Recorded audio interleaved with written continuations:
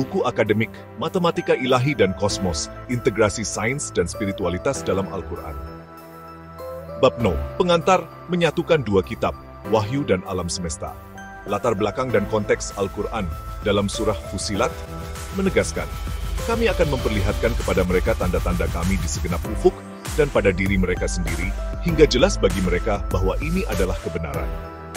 Ayat ini bukan sekadar janji, melainkan peta jalan epistemologis yang mengajak manusia menyelidiki kitab terbuka alam semesta, Kauniyah, sambil merenungkan kitab tertulis Wahyu, Kuliah.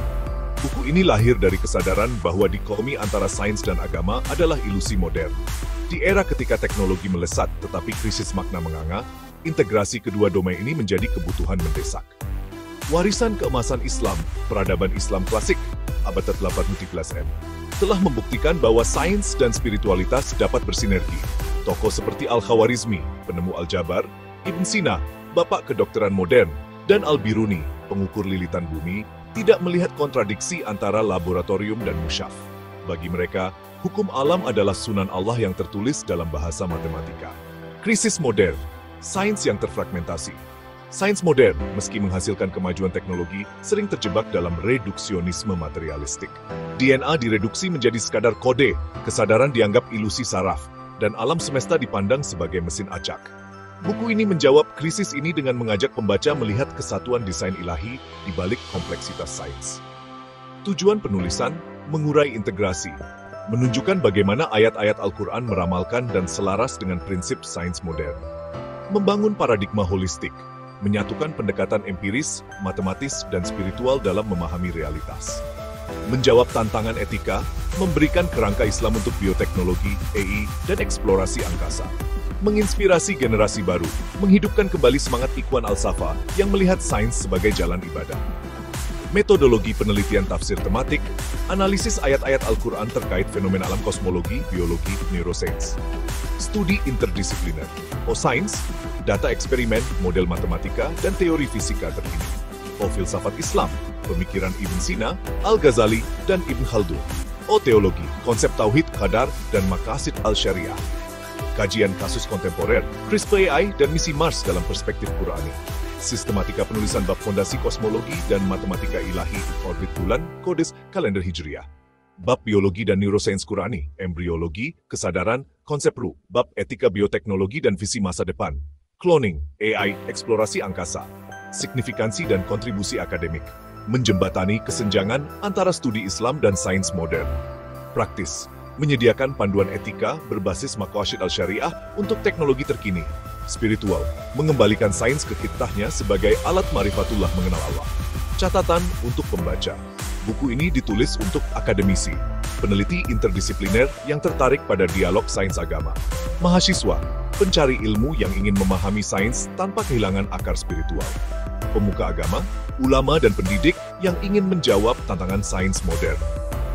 Masyarakat umum, siapapun yang gelisah oleh pertanyaan, apa tujuan sains dalam kehidupan beriman? Seruan awal di tengah gemuruh revolusi industri 4.0, Al-Quran tetap berdiri sebagai penanda arah. Setiap algoritma, setiap sel punca, setiap galaksi yang terpapar di layar superkomputer adalah ayat-ayat yang menantang kita untuk bertanya. Apakah semua ini membuat kita semakin dekat padanya, atau justru menjauh? Bersiaplah untuk menyelami halaman-halaman berikutnya, di mana matematika bukan sekadar angka, bulan bukan sekadar satelit, dan kesadaran bukan sekadar impuls saraf. Selamat membaca. Buku akademik, Matematika Ilahi dan Kosmos, Integrasi Sains dan Spiritualitas dalam Al-Quran. Bab 4, Embriologi dan Biomineralisasi, Desain Ilahi dalam Penciptaan Manusia. Pendahuluan, dari kosmos ke sel. Setelah menganalisis mekanika angkasa dalam surah Yunus, bab ini beralih ke mikrokosmos tubuh manusia. Surah Al-Muminun 23-12 dan surah As-Sajdah 3-2-9 menguraikan tahap penciptaan manusia dengan presisi yang sejajar dengan embriologi modern. Ayat-ayat ini tidak hanya deskriptif, tetapi juga mengungkap prinsip biokimia dan mineralisasi yang menjadi dasar kehidupan. Analisis leksikal dan kontekstual. Sulalah min tin, sulala min tin, ekstrak tanah liat. Definisi, sulalah, ekstrak esensi murni, kulas. Tin, tanah liat yang mengandung silika, aluminium dan mineral, QS tipe 2. Sains modern, komposisi tubuh manusia, 60% air, 19% karbon, 10% mineral. K, yang identik dengan komposisi tanah liat. Hipotesis biomineralisasi. Tanah liat bertindak sebagai katalisator pembentukan arena awal di bumi purba. Studi Karen Smith. Tahap embriologi dalam Al-Quran nutfah, nutotan, makna, tetesan sperma. Embriologi modern. Sperma membawa 23 kromosom, mengaktifkan oosit selama fertilisasi.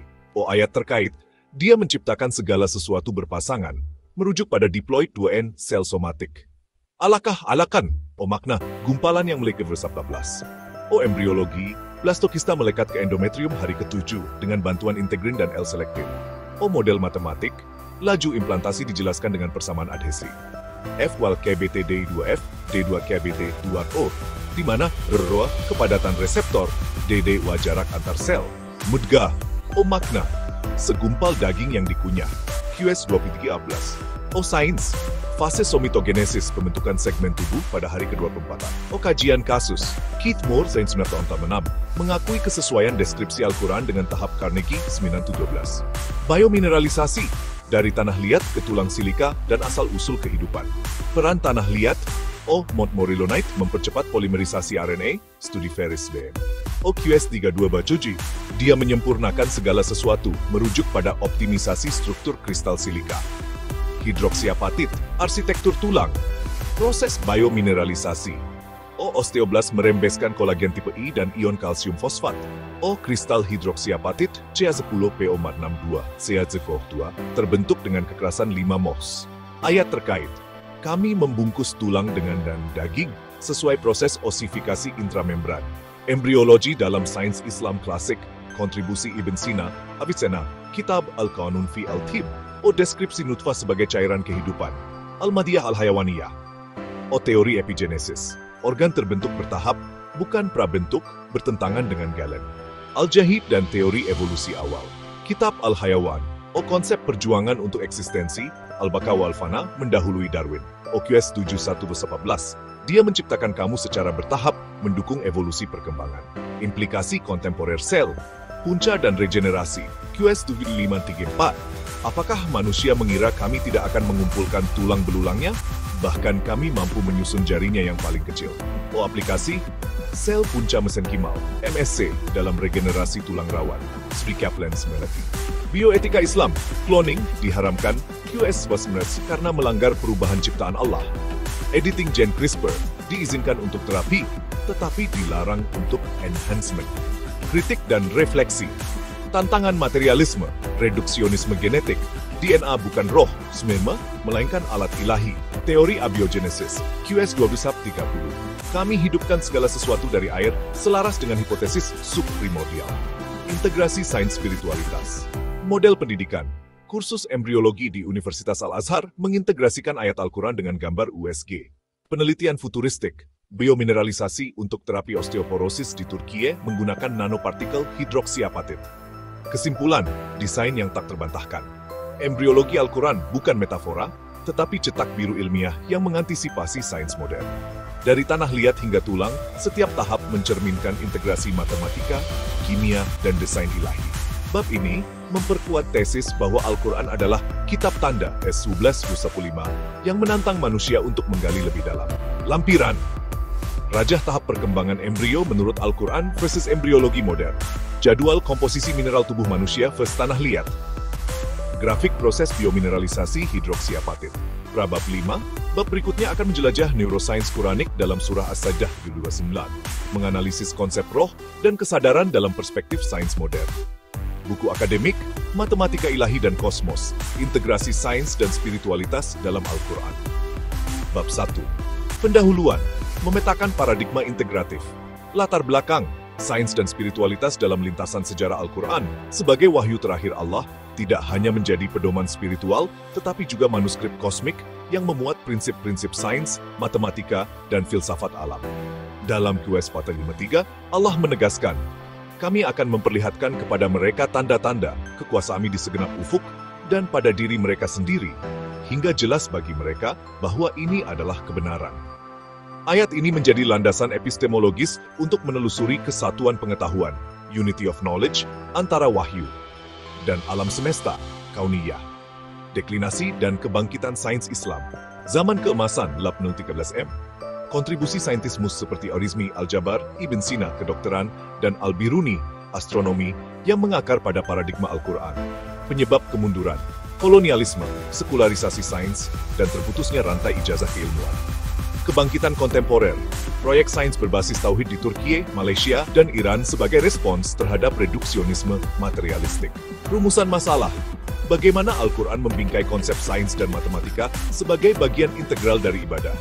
Apa bukti historis dan kontemporer integrasi sains spiritualitas dalam peradaban Islam? Bagaimana model integratif ini menjawab krisis ekologi, etika biomedis, dan disorientasi sains modern? Tujuan dan signifikansi penelitian. Tujuan mengurai prinsip matematika dan sains dalam Al-Quran melalui pendekatan interdisipliner. Merekonstruksi kontribusi saintis Muslim klasik yang terinspirasi ayat-ayat kauniyah. Merumuskan kerangka sains tauhid untuk menjawab tantangan abad ke-21. Signifikansi. Teoritis, menghidupkan kembali epistemologi Islam yang holistik, QS 264. Praktis, menyediakan model kurikulum integratif untuk pendidikan sains Islam. Global, menawarkan solusi atas krisis ekologi dan etika teknologi melalui konsep khalifah, Q10. Metodologi penelitian tafsir tematik, Maudhui, analisis ayat-ayat kosmologi, biologi, dan matematika dalam Al-Quran. Studi historis, eksplorasi manuskrip saintis Muslim klasik dan observatorium Islam. Pendekatan interdisipliner, O fisika kuantum dan tauhid, prinsip keterpaduan, O biologi and design ilahi, embriologi dalam QS 2.19-19. Analisis kritis, bandingkan dengan paradigma sains sekuler, Newtonian, Darwinian. Tinjauan pustaka karya klasik, Ikhwan Al-Safa, abad ke-10, Rasail Ikhwan Al-Safa, ensiklopedia sains dan filsafat berbasis Quran. Kitab Al-Hayyon, Teori Evolusi Awan, Teori Evolusi Laras dengan Q7 Toplas. Karya modern, Nasr S.H., Science and Civilization in Islam, menelusuri akar sains Islam dalam wahyu. Buchel, M. 39, The Bible, The Quran and Science, Analisis Embryologi Quranic. Gesum, N. 12, Islam's Quantum Question, Integrasi Sains Modern dan Teologi. Penelitian Mutakhir, Neuroscience Quranic, Studi Aktivitas Otak Selama Solat, Universitas Malaya, 2000. Kosmologi Fraktal, Analisis QS 5 Swata Bull 47 tentang ekspansi alam semesta, Journal of Islam and Science, 2022. Kerangka teoritis, Epistemologi Tauhid, Tauhid Al-Rububiyah, Keteraturan alam sebagai bukti keesaan pencipta, diri rupa. Tauhid Al-Ulum, Penghapusan dikotomi ilmu agama umum, QS 20-7. Khalifah, manusia sebagai pengelola etis sains dan teknologi, QS 16, Skak 65. Sistematika penulisan bab landasan epistemologi sains dalam Al-Quran, bab mekanika angkasa dan kode matematika, Surah Yunus 10:5. Bab embriologi dan biomineralisasi, 11-15. Bab neuroscience, kesadaran dan konsep ruh, Surah As-Sajdah 32-9. Bab sains tauhid untuk masa depan, rekomendasi dan aplikasi. Batasan penelitian, fokus pada ayat-ayat dengan implikasi sains eksak, kosmologi, biologi, matematika. Tidak membahas dimensi mistisisme, tasawuf, kecuali terkait langsung dengan sains. Data historis terbatas pada periode keemasan Islam, 1817M, dan kebangkitan kontemporer. Kesimpulan, awal Al-Quran bukan buku sains, tetapi peta navigasi ilahi yang mengajak manusia menyelidiki alam sebagai tanda kebesarannya. Integrasi sains spiritualitas bukan nostalgia romantis, tetapi solusi untuk krisis makna di era disrupsi teknologi. Bab-bab selanjutnya akan membedah buku. Assalamualaikum warahmatullahi wabarakatuh. Salam sejahtera kepada semua penonton. Semoga Anda semua berada dalam keadaan sihat dan diberkati Allah sentiasa. Hari ini, kita akan menyelami satu topik yang sangat menarik dan penuh hikmah, yaitu bagaimana Al-Quran bukan sahaja menjadi panduan hidup, tetapi juga sumber ilmu pengetahuan yang sangat luas dan mendalam. Pernah tak Anda terfikir, setiap ayat dalam Al-Quran sebenarnya mengandungi pelbagai lapisan makna? Bukan sekadar untuk diamalkan dalam kehidupan seharian, tetapi juga sebagai petunjuk kepada ilmu pengetahuan, sains, dan teknologi. Banyak ayat-ayat Al-Quran yang mengajak kita berfikir, merenung, dan mengkaji ciptaan Allah di sekeliling kita. Ini menunjukkan betapa Al-Quran sangat relevan dengan kehidupan modern dan perkembangan ilmu pengetahuan hari ini. Jom kita tengok surah Yunus, ayat 5. Ayat ini memang power. Dalam ayat ini, Allah mengajak kita untuk memerhati dan memahami kehebatan ciptaannya. Ayat ini bukan sahaja indah dari segi bahasa, tetapi juga sangat mendalam dari segi makna dan pengajaran. Ayat ini menunjukkan betapa hebat dan agungnya Allah mencipta alam semesta ini. Cuba bayangkan, langit yang luas terbentang, bintang-bintang yang bertaburan, dan planet-planet yang beredar mengikut aturan yang sangat teliti.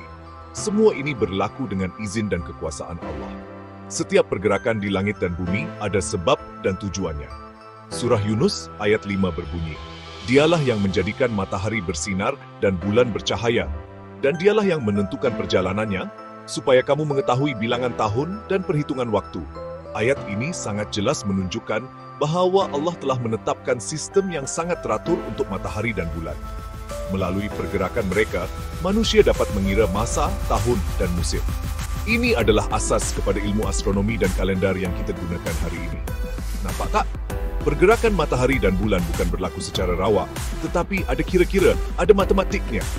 Setiap orbit, setiap putaran, semuanya telah ditetapkan dengan sangat teliti oleh Allah.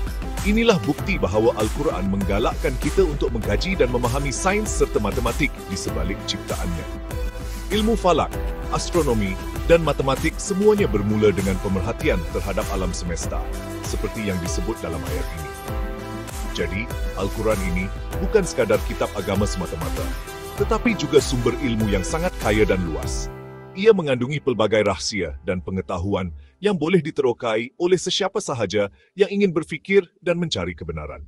Banyak saintis dan cendekiawan Islam terdahulu mendapat inspirasi daripada ayat-ayat Al-Quran untuk mengembangkan ilmu pengetahuan dalam pelbagai bidang.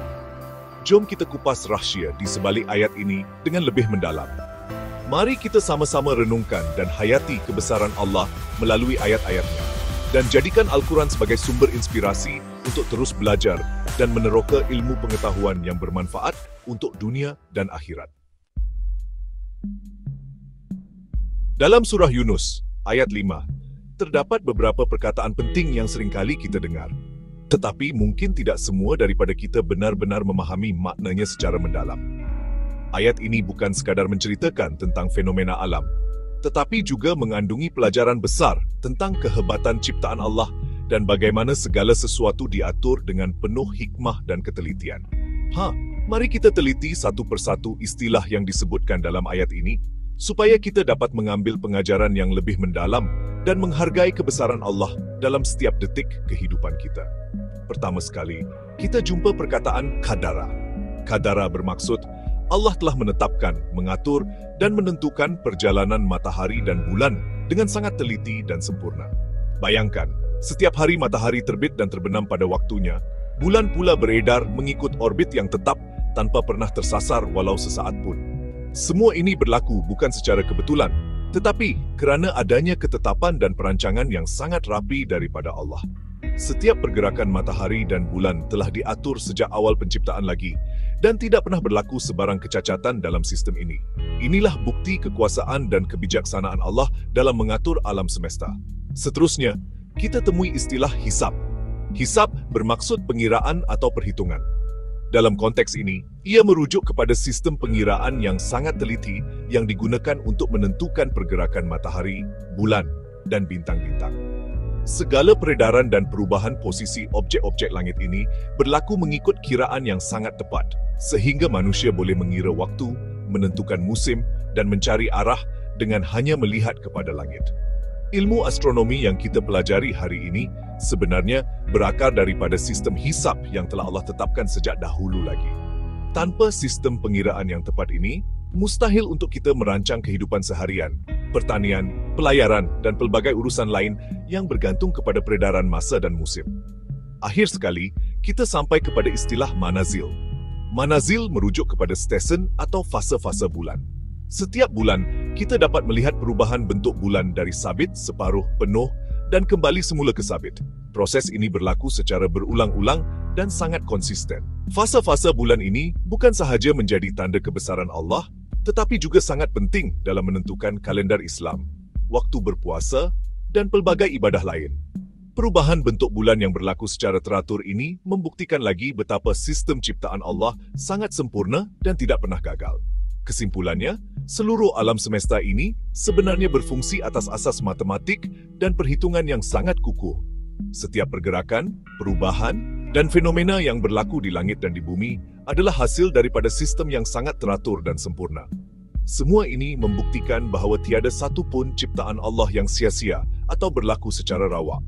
Semoga dengan memahami istilah qadara, hisab, dan manazil, kita semakin kagum dan bersyukur atas kesedaran Allah yang maha mengatur segala-galanya dengan penuh hikmah dan ketelitian.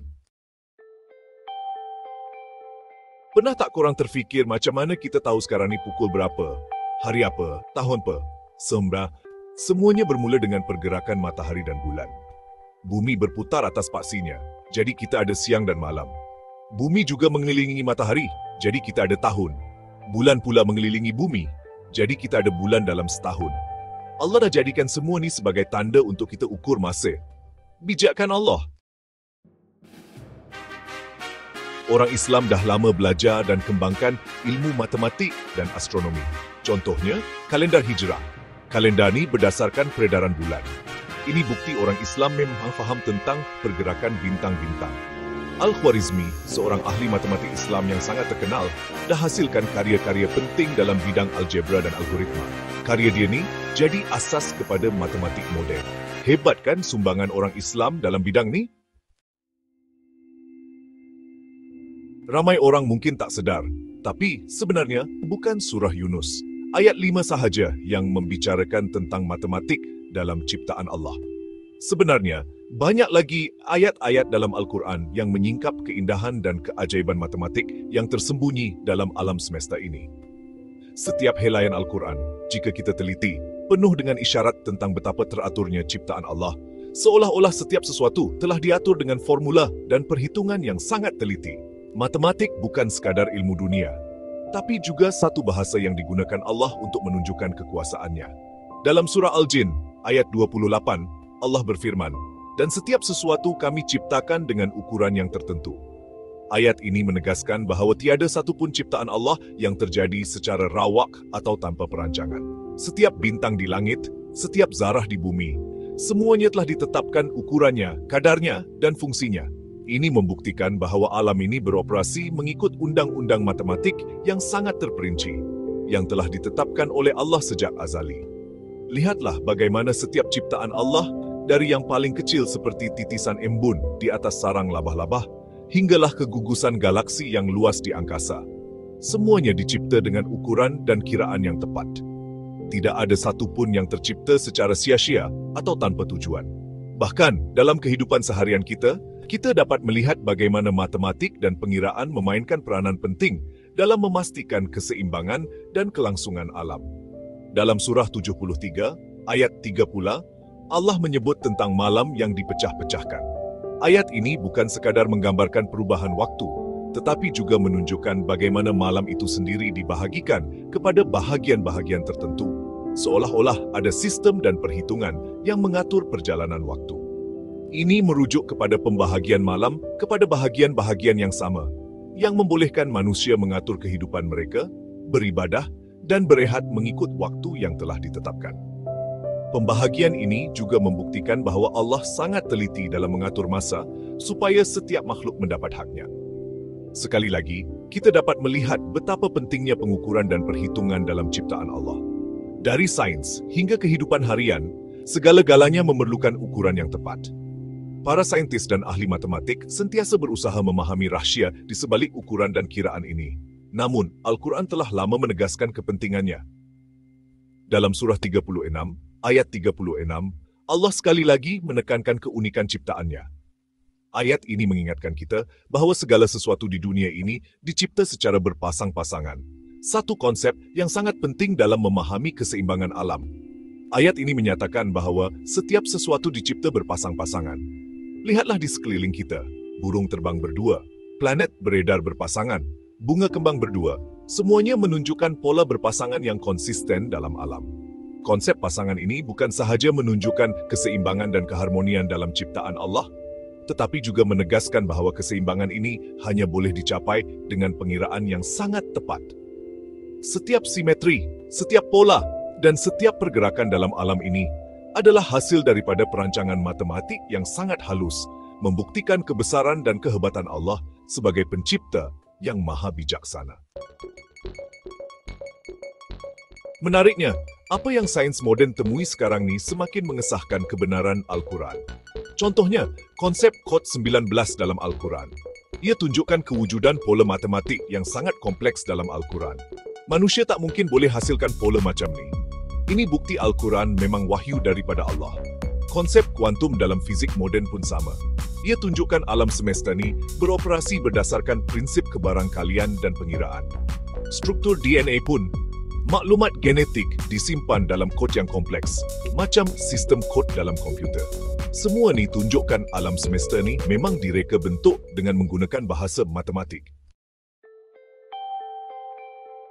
Dari pergerakan planet sampai struktur atom, dari kitaran hidup tumbuhan sampai sistem tubuh manusia, semuanya tunjukkan bukti kewujudan sistem matematik yang mengatur alam semesta ni. Sistem ni, yang diciptakan oleh Allah, memang bukti kekuasaan dan kebijaksanaannya yang tak terbatas. Surah Yunus, ayat 5, ajak kita untuk fikir dan kaji keajaiban ciptaan Allah melalui lensa matematik. Ayat ni ingatkan kita yang alam semesta ni bukan terjadi secara kebetulan, tapi merupakan hasil ciptaan yang terancang dan penuh hikmah. Sebagai umat Islam, kita ada tanggungjawab untuk dalami ilmu pengetahuan, terutamanya matematik, astronomi, dan sains. Al-Quran sendiri muliakan ilmu ni dan suruh kita untuk menuntutnya. Generasi muda Muslim perlu diinspirasikan untuk jadi saintis, ahli matematik dan ahli astronomi yang berjaya. Dengan kuasa ilmu ni, kita boleh sumbang kepada kemajuan ummah dan buktikan kepada dunia yang Islam adalah agama yang memartabatkan ilmu pengetahuan. Jomlah kita sama-sama contohi kecemerlangan ilmuwan Islam terdahulu dan teruskan legasi mereka dalam meneroka keajaiban ciptaan Allah.